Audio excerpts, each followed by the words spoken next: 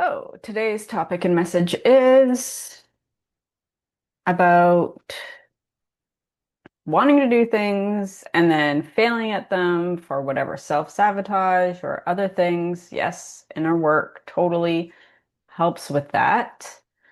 But some quick, easy, simple things that we can do to help release the weight of shame and guilt that often prevents us from getting back on the horse and going and doing those things again more quickly, where there's shorter amount of time in between, or even directly, and this is great to do even directly after you had the ice cream or ate that whatever. Okay, it's usually lots of psychological reasons why we have habits and addictions, but carrying around shame and guilt do not help at all. So, a couple of things. You can do the Hopo. I really got to, I'm just going to put it here. This. I'm sorry. Please forgive me. Thank you. And I love you. And the key with doing that one is to really feel in that. Like, man, I'm sorry. I'm sorry that I did that. Um, but I can forgive myself. I forgive you. I forgive myself of that moment that I was doing that thing. Because using time, like that moment right there, I can forgive that is a very helpful mental construct, and psychological thing to do. So I'm sorry. Please forgive me.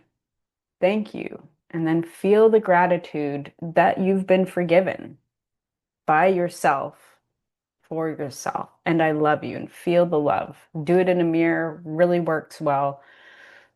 And this is so that energy of that moment that you did the thing that caused the shame and guilt, that energy now leaves the body. It now gets transformed immediately or very quickly. Uh, right? If we imagine that the shame and guilt are rocks in a backpack, you can open the bottom of that. Maybe it's been a while. Maybe you did something and that you want to stop doing and you have a break of time. Maybe, you're carrying around that heavy backpack for a couple months or something as an example, and you want to just carry on and doing the thing. Just imagine opening up a backpack or imagine grabbing the rocks and throwing them and allowing yourself to get rid of them.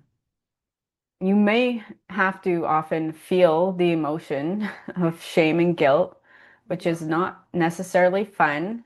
Uh, you can feel it through the body, how the body holds it is often a good way. The body often holds those things in the nervous system.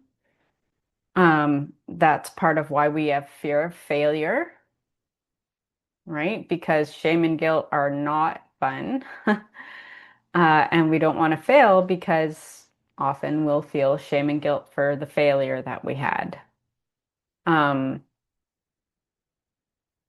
so using EFT tapping to, it's not only useful for anxiety and fear, it can be useful for sitting through experiencing shame and guilt in the body and in yourself. Like, so if you just are feel shame and guilt about something, you can use the EFT tapping methods to go through and release that energy and help that energy move.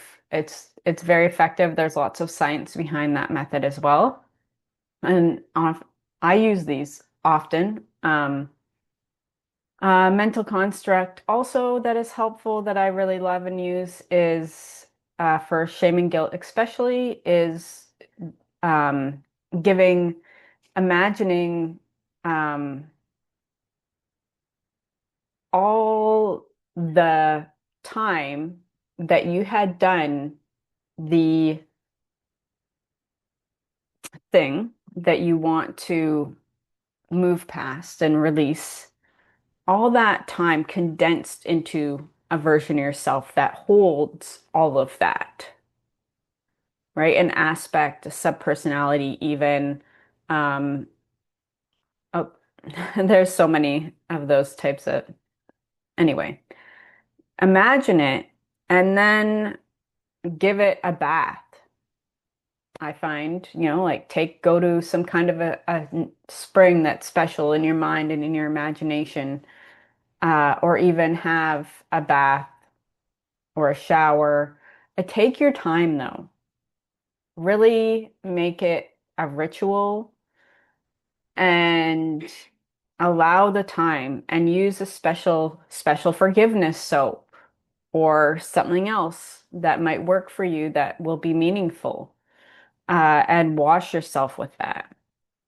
And it can be, definitely there's some crying, definitely there's a lot of emotion involved, and energy, all kinds of energy moves in your body. Uh, having the intent of to work on a mental construct, energetic level, and in a physical, somatic way. If you can do all three of those at once while doing any healing, it's way more powerful.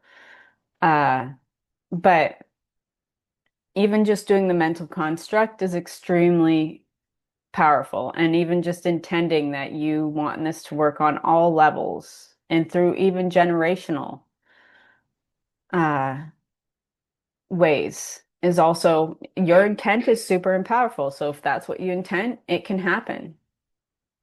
The only thing that makes it so we can't is ourselves. Okay. So those are just some of my favorite ways to deal with guilt and shame that keep us from moving forward in ways that we want to. Keeps us believing things that about ourselves that aren't true. And we hold on to guilt and shame and we do things to avoid them. And so if we have tools and methods that we can get comfortable with, that are effective, that we prove to ourselves they're effective, if we do them, then we're more likely to not avoid those things or avoid even just making a mistake by trying something new and learning something new. Often as children, we're shamed for making a mistake, or we feel shame as a result of maybe getting in trouble because we spilt something or we wrecked something during the learning process, which prevents us as adults from learning and trying new things and stretching ourselves. So you can apply all these things to that. You can apply it to many different things.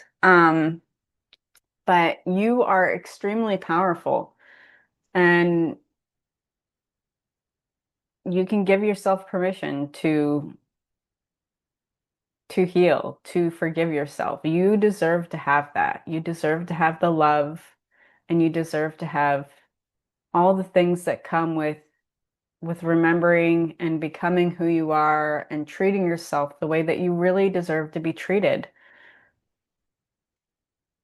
And you're not alone. Ask for help from guides, source. You can grab the hand of angels, of whatever your belief system has to help you be through the process. Or go to a practitioner. I have services, I have recommendations, and there is plenty of other people out there who can help you. Also, you can do tiny little bits and little pieces and be kind to yourself always in all things.